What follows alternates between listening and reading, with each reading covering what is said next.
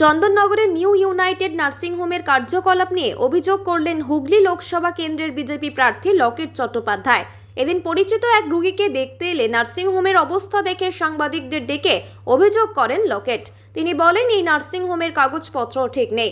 RTI করে এই nursing হোমের কাগজপত্র নিয়ে সরাসরি অভিযোগ তোলেন তিনি। দলীয় কর্মীদের সঙ্গে নিয়ে নার্সিং হোমে গিয়ে বিভিন্ন অভিযোগ তোলেন প্রাক্তন সাংসদ। ডাক্তারবাবুদের সঙ্গে বাদানুবাদে জড়িয়ে পড়েন লকেট চট্টোপাধ্যায়। এ ব্যাপারে কি ব্যবস্থা নিচ্ছেন সাংবাদিকদের এই প্রশ্নের উত্তরে লকেট বলেন, আগে মানুষ জানুক, তারপর দেখব। এই প্রসঙ্গে ম্যানেজার বলেন, আমাদের কথা শুনতেই চাইছে না ম্যাডাম, ওনার বিরুদ্ধে কাউন্টার বাইট দিতে চায় না। এ ব্যাপারে ডেপুটি মেয়র মুন্না আগরওয়াল বলেন, লকেটের কাজ নেই, তাই এই সব নিয়ে রাজনীতি করছে। ওর হার নিশ্চিত জেনে উল্টো পাল্টা কাজ করছে। কাগজটা এখন নেই, আনবো। একটা পেশেন্টের একবারই ওই ডায়ালিসিস ওই মেশিনটা ইউজ করা যাবে।